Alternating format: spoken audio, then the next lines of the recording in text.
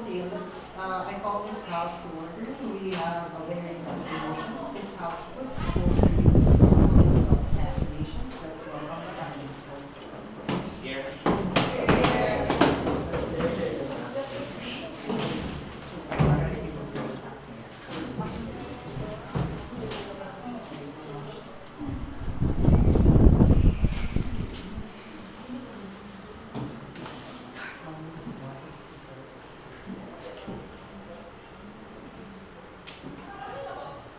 Mr. Speaker, side affirmative in today's debate believes in rules. But we also believe in the idea that sometimes these rules can constrict the ability of governments to respond to situations of crisis. We believe in the saying that goes that it only takes one man, one good man, to do nothing for evil to triumph. And in this debate, we think that that good man must not do nothing and supposedly will commit to something that might break certain rules, that might break certain ethics of war, but we think that these are important, especially if we need to respond to a crisis and to a situation where human lives are at stake and we need to be able to instigate change within these regimes. So what we're going to do in this debate is practically we're going to allow the use of political assassinations.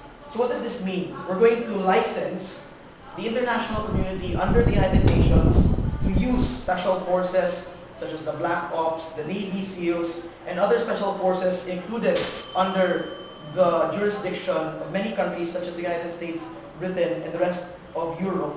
And to use this targetedly, to use this against specific regimes who have had specific human rights violations. So what countries are we talking about? We're probably talking about countries like Syria, like Libya in the past. Maybe you could have used political assassination. That could have been a good idea as well. But the point is, we're going to use this only within these situations. Wherein first, we have one specific individual that we want to take out. So obviously, we're not looking at any kind of target. We're talking about high-profile targets that occupy a specific position in government. And most likely, we're talking about situations wherein we're obviously discussing dictators in this case, like people like Saddam, people like maybe Adolf Hitler in the past as well. So what are the preconditions? The preconditions are quite simple. We're not going to be very safe in this debate by looking into whether or not this is a last resort. We think that in many situations, this shouldn't be a last resort. In fact, these are one of the political options that we think governments should have the tool on their arsenal. And we're going to justify that for two reasons. First is, I'm going to talk about the justification for this policy. Basically, looking into whether or not this is something that's really necessary. And second, I'm going to be looking into the effectiveness of this policy. I'm going to show you how, in the model of side affirmative, we're going to achieve the ends of our goals. So what is the ends of our goals? We think that the end is quite simple. You want to instigate regime change within these countries. So what do we mean by regime change? Probably from the origin of that regime. For example, these regimes that we're talking about are probably dictatorships. They have been ruled by an iron fist. So probably countries like North Korea, or even in the Philippines in the past, if you could have remembered the Marcos era. We think that we want to change that. We want to instigate change within these kinds of countries and allow them to transition into democracies. But we think the political assassinations is one of the most effective ways to do that. Why? Firstly, because we think that the alternatives are not workable. What are the alternatives right now that the international community usually uses? The first is probably negotiations. We think negotiations aren't effective anymore because we think that these kinds of regimes, if you try to look at them, they are drunk with power. These people are drunk in absolute power that they are unable to let go of these kinds of roles. So we say it's practically impossible for us to come up with any kind of reasonable negotiation to convince them to let their people go. But secondly, we also say that the other conventional means to instigate regime change is conventional war. We have problems with this. The first is that conventional war is far too costly. Costly in terms of first, time. Second is in terms of the human cost. Time because we think that when you instigate war, you have protracted violence within these kinds of situations. Like I'll give you a good example. Afghanistan. When the United States decided to intervene and engage the Afghanistan via the Taliban, it was able to probably repel these kinds of regimes.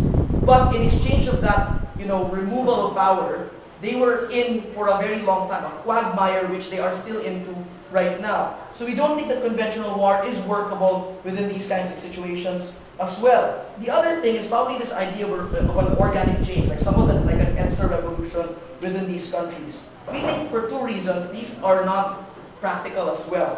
Firstly, because when you look at these regimes, they are sort of characterized by a stronghold of ideology by their leaders. Mainly because these kinds of leaders have employed a lot of options on their table to instigate an ideological hold on their people. Like, how do they do this? First is that they sort of have a godly divine rule, proclaiming to their nation that they are God-sent and that their command is from God. That's what's happening in North Korea right now, as Kim Jong-il declares himself as the father of that country. But secondly, there's also high and strong censorship laws within these countries. So it's very hard for alternative opinions to come out, much like the Philippines, where, for example, wherein there was the Radio Veritas and was able to instigate some sort of regime change to tell people that practically martial law isn't really a good thing. So we see organic change may be possible within these countries, but we don't think it's really the kind of option that we should explore right now. So why do we think political assassinations are justified?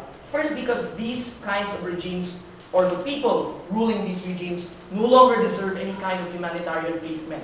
They have abused their people, they have killed their people, so it makes no sense for the international community to extend the same kind of ethics of engagement that it does with other law-abiding countries. But secondly, when you characterize these regimes, they're mostly centralized with respect to power. They have only one person involved within the control. So we think that strategically, political assassinations directly attack that kind of hold. So if you take away that single individual from that regime, it immediately instigates a lot of changes. Which leads me to the final level of this argument, the idea of why it's effective. First, because we think that regime change has to be expedited. Why?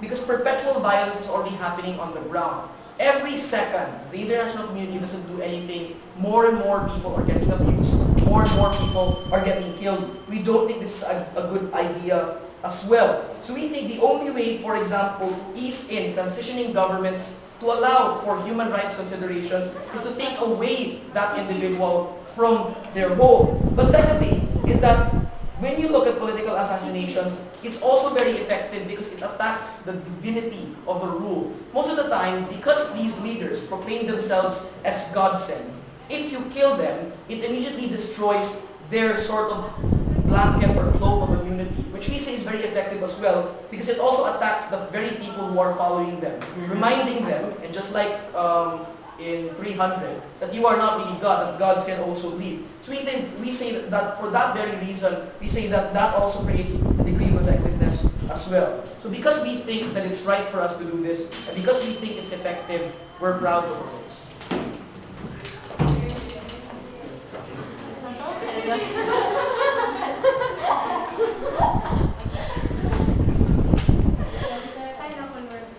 We thank the previous speaker. Let's now welcome the leader of opposition.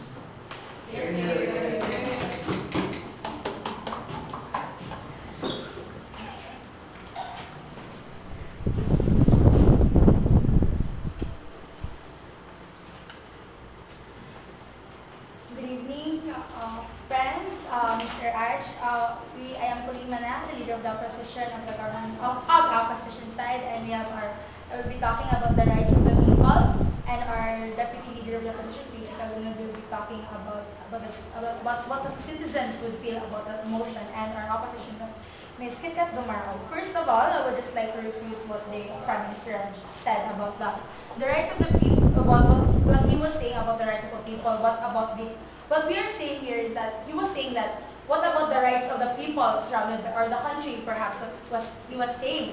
But what we are also talking about here, what about the rights of that individual? What about the rights of that politician? Are we only going to think about the rights of other people? What about that politician is also a person, and a person as wicked as to what we know is that a person has also rights to live and to have his own choices. And also about the change by what they want. What I have understood is that they want change by political assassinations, but that's not always possible. And that's not always true because this could even make the situation even more complicated in a way that there are also also people that is by that, or like is what do you call that, with that person, or there are also people that is on that side of that politician. What if that side will also make another thing happen to contradict or to make something, because that politician has died because of what, because of that political association, whatever. And with that, as they have said, with the negotiations, that it does not happen, it is not an option. Why? Why we say that it's not an opposition, but why is not an option? But that will be further explained with our legislation. And with the martial law, that we contradict that it is not an option, because with the martial law that happened to us, it made us we Filipinos realize that democracy is really important, that freedom, that we should not be, right. And now we would go to our definition. We put it with definition. Political, we people serving the country and in the different sectors with the connection of the government. And assassination, the killing of a person with the consent of the person killed or only a few people, no, or it is against the person involved. With our legislation, we propose legislation that would not support the use of political assassination. Instead, the politician will undergo a series of trials that will prove him wrong or not. But politicians will also hold a meeting if the officials do not do good. This will prevent the crimes to increase. And also, we push for the status quo. Therefore, there will be meetings that will be held if the politician will receive a sufficient number of complaints and evidence that he does not abide by the laws among his fellow politicians, and this will be received, and he will be given not a notice with instructions from the executive and from the legislative bodies. If the politician will not entertain the notice, he will immediately be impeached, or if the notice will not be met, he will also be put to jail if he has committed a lot of crimes. And we propose legislation because it is more, if the person has done a mistake, or that is really it has committed already, it is more painful than killing him instantly, and then by putting him to jail and making him suffer in a long period of time. And also, with my first point is about the rights of the person, about the rights of the person of life. The person should not be deprived of the life, because if we're gonna take the life of the person, if we're gonna kill the person, then we're just like going against the law that is there in the Constitution, if we are gonna base it with a Filipino perspective. And also, if with the equal protection of the law, as per Section 1 in the Bill of Rights have said, there is no protection if you're just going to kill that person without even giving him a chance to explain, or to express, or to make a change perhaps. And also, the right to be secure the person.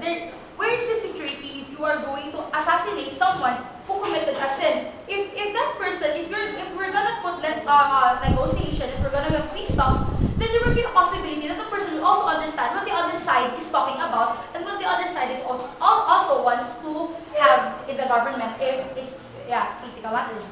And also, the right of the politician. What if the politician could still do something good for the economy or for the country? Are you gonna take that chance to?